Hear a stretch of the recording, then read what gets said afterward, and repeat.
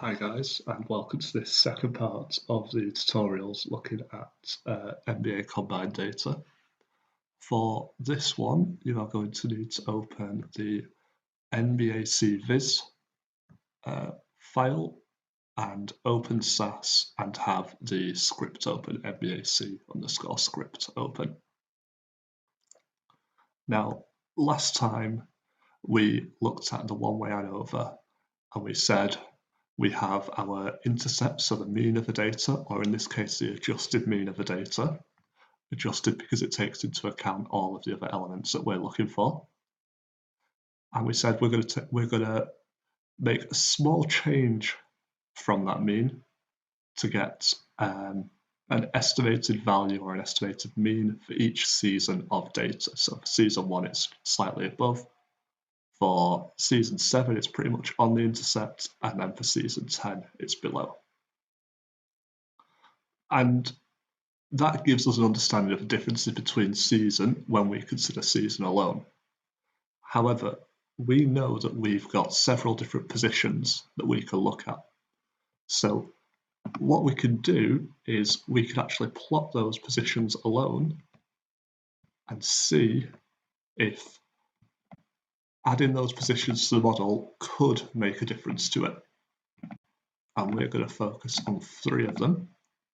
We're going to focus on the centers, and you can see how the majority of the center data is below the intercept. And so it's not unreasonable to think that if we were to add positions to the model as an adjustment within itself, all of these values would come down slightly. If we move on to small forwards, you can see that there's less below and probably slightly above. So the adjustment for this would probably move them slightly in an upward direction. And then finally, for shooting guards, you can see there's a lot more above, and so this would probably move further in an upward direction. So if we want to include position into the model, we've got 2 possible ways that we could do it. We could do it as I've just suggested there via the adjustments to the model again. So what we'd end up with is a model which adjusts for every season. So it takes the intercept, then it adjusts for the season, and then it adjusts for the position and says, right, this position is generally this much higher, so we're going to add this much onto it. Or we could consider changing the intercepts and almost like saying, this intercept here, this isn't what's right for our small shooting guards. Shooting guards should start in this position, and then we can make the adjustment of the season on top of that. And we're going to look at both methods today, and then in the next video I'm going to explain how and why they're different and why we might want to use different ones. So let's move on to SAS, and this is the code for the one-way Anova that we used last time. We scroll down slightly, we can move on to the two-way Anova. Now for the two-way Anova, all we need to do is add position to the model. So again, position is going to be a categorical effect. We want to assess the mean for a position rather than taking a line through positions. So we add it to the class statement, and we add it to the model statement.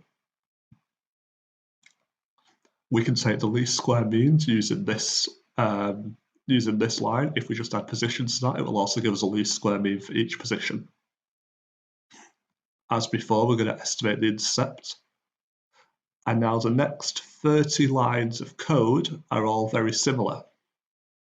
So what we're going to do is we're going to estimate the value of centers at season 1. And you can see how we say we're going to take the intercept value.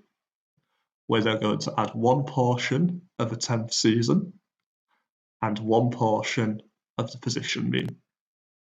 And this is where you can see how the estimate statement can become a little bit fiddly, because if you want the 10th level of the season variable, you have to put 9 zeros before it. On the other hand, if you want the first level, you do not need to put any zeros after it because the model knows which level you want. So this is the same for centres, which are position 1. You've got small forwards, which were the 6th level, and then shooting guards, which were a later on level, which is the 8th level. And these season elements all look the same. So this is the 10th, this is the 8th, this is the 4th season level, as we spoke about last time, where they're in reverse order compared to what we see on the graph. So let's run the model. Again, we just have a quick check of the log. No errors, no warnings. And now you can see that position has been added to the class level information. So you can see all of the levels, so center level 1 through to shooting guard level 8, as I said, and then small forward level 6. We can see the covariance parameters, and we can see that the residual has reduced. So there's less error in the model now. Fit statistics again. And now, if you look at the fixed effects, you'll see the intercept on the fixed effect has changed. This has taken the value of shooting guards and point guards at season 2020, 2021. And you can see how there's a mean adjustment for the centres and a mean adjustment for the seasons from there. A mean adjustment for the positions, sorry, not just the centres, and a mean adjustment for the seasons. We have our type 3 test fixed effects now, which say that position has significant differences, but season does not. And then we move on to our estimates. And as you can see in these estimates now, we have the intercept, which will be slightly different to what it was before, potentially. These are all of the individual estimates for centres, all of the individual estimates for small forwards, and all of the individual estimates for shooting guards. And we'll go through them in a second. And then we have the least square means for seasons and for positions. And you can see from the least square means that there is actually a difference between the positions. So for example, centres at 821 are very different from small forwards and shooting guards.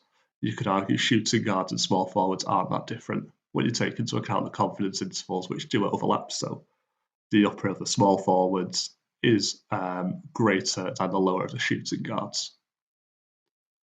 And then you have your residual plot. You can see the data is looking a lot more normal now. We've accounted for position than it was when we didn't. And those residuals and the residuals and the QQ plot look pretty good now, to be honest. So let's see what that means visually. So first of all, let's just see what it's done to the intercepts. I'm going to change the data to centres in preparation for the next point. So if we just look at the intercept, you can see that the intercept has reduced slightly now in order to account for the two factors that we're looking at.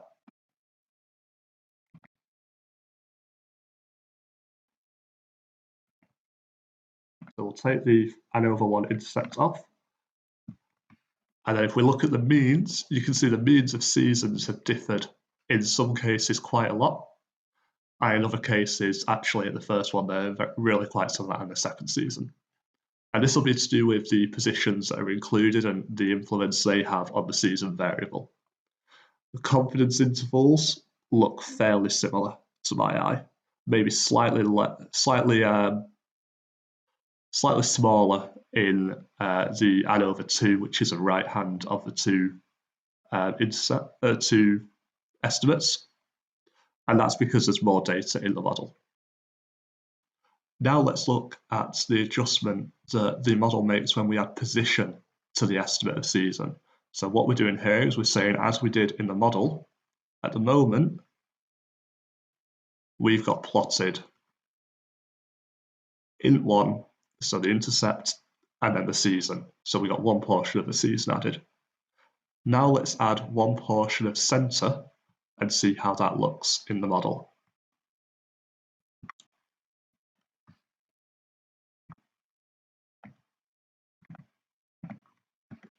And you can see how all it's done is it's moved the value down by the mean amount it suggests it should be moved for the season, for the position, sorry.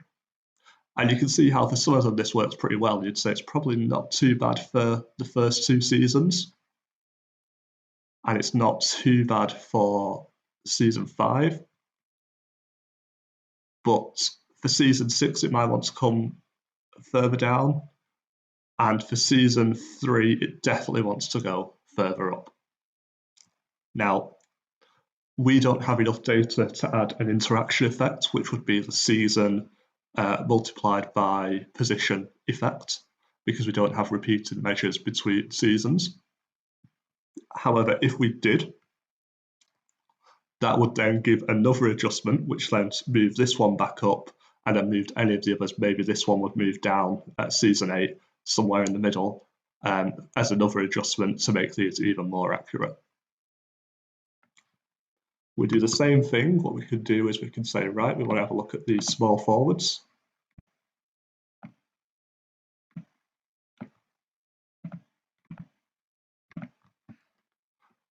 And you can see how, because this is very close to the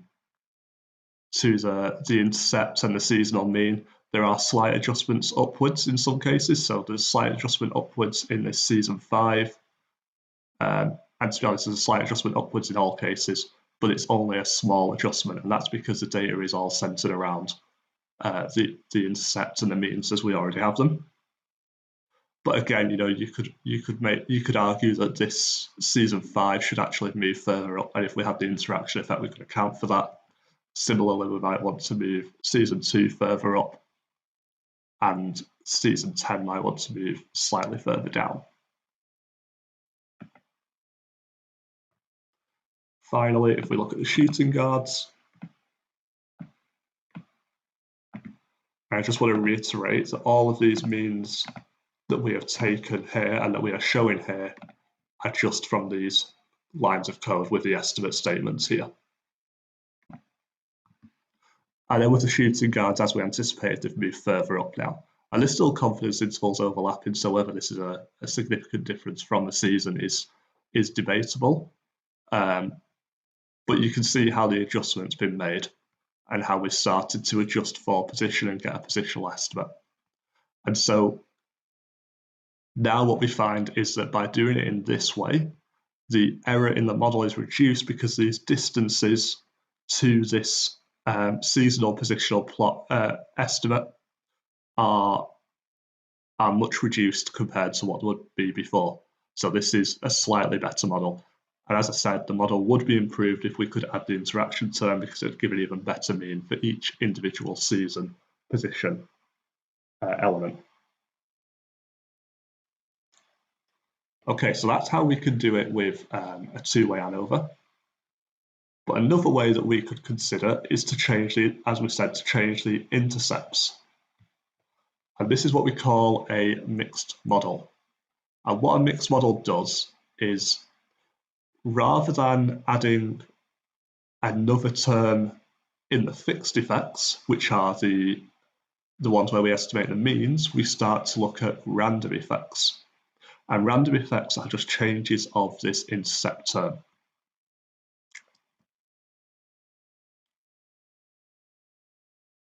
So what we say is that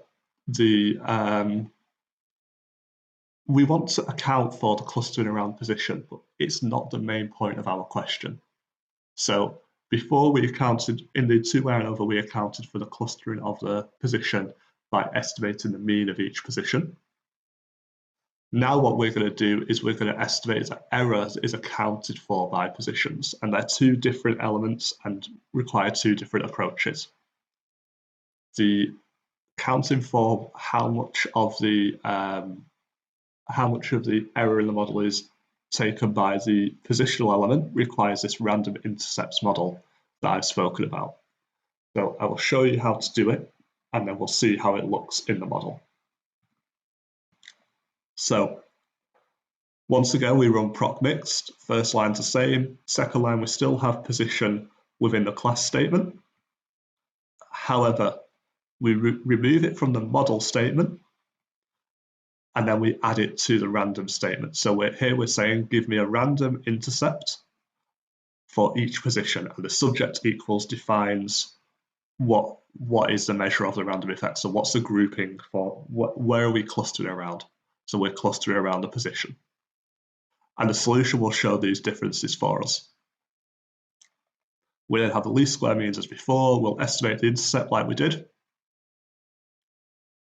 And then, as you can see, these will be all of the random intercepts. So now, rather than saying that we want a portion of the season, we want a portion of the position, what we say is we want the grand mean intercept, and then we want the adjustment for position 1. We want the adjustment for position 2. We want one portion of the adjustment for position 3, and we keep going all the way down. Again, we're going to focus on centres, small forwards and shooting guards mainly, but you'll see how all of these link together soon. And then when we're doing the estimates, rather than asking for one portion of intercept, one portion of season, and one portion of position, all we do this time is we'll say we want one portion of the intercept, one portion of the season, and then one portion of intercept adjustment for the position. So for position 1, which is centres. So all of the differences from the intercept are going to be exactly the same. It's where the intercept lies for each position that is what changes in this model.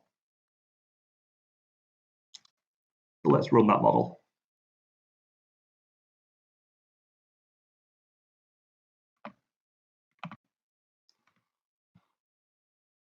Check the errors and warnings.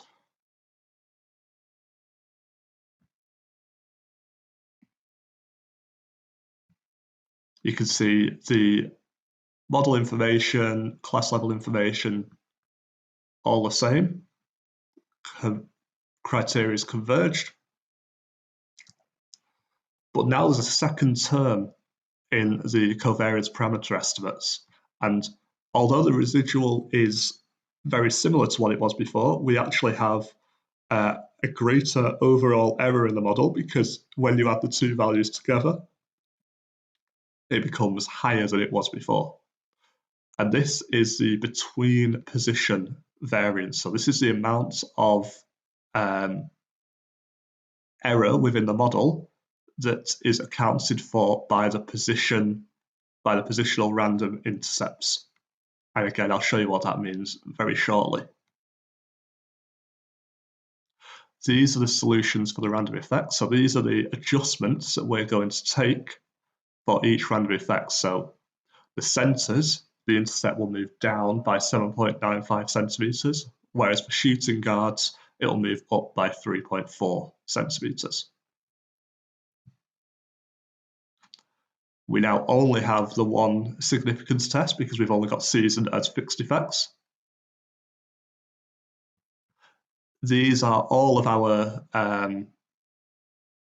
our individual intercept estimates, and you can see, as I said, that there are about 7 centimetre difference between the centres and the general intercept, and then again about a 3.4 centimetre difference between the shooting guards and the general intercept. We've got all of our estimates here for centres by season, for small forwards by season, for shooting guards by season. LS means for season as before. And then again, all of the residuals look pretty good now. So let's see how that looks on the plot.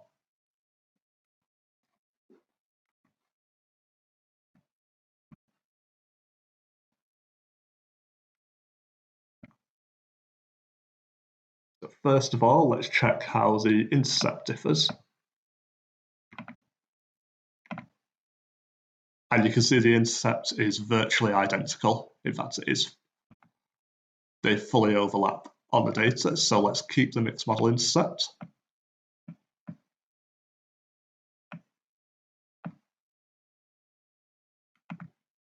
And see how the means differ. I'm going to take off the shooting guard means.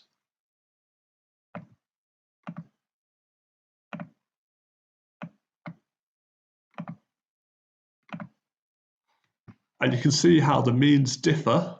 The means are the same in pretty much the same in terms of value between the mixed model and the two-way Anova, but the confidence intervals are much greater in the mixed model, and we will come to that in the next video.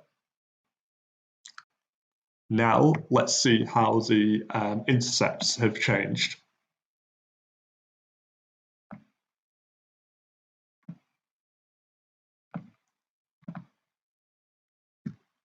So here is the center intercept, which you can see now comes pretty well through the center of the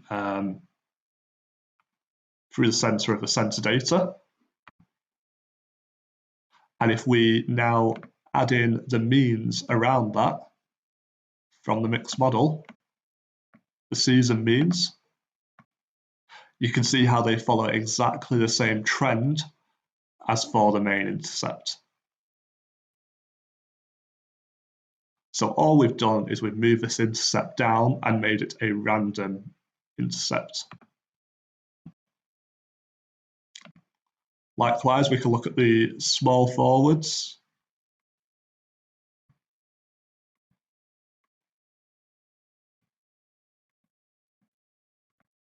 And you can see that the intercept is only just above, and there'll be the same trend there. I'm not going to put it in because you won't be able to see anything with the grand means. And then for the shooting guards, I will put it in straight away. Probably be a little bit of overlap, but you should be able to see. So shooting guards by season and the shooting guard intercept. And you can see that it follows a very similar pattern, whereby the adjustment around the intercept is very similar between both the grand mean, which is in black, and the shooting guard in the brown type color. So if everything's so similar, you'd be well within your rights to ask, why would we use the mixed model over the two-way Anova, given the increased uncertainty in what's happening? And in the next video, I am going to show you and explain to you why we'd want to do things in that way.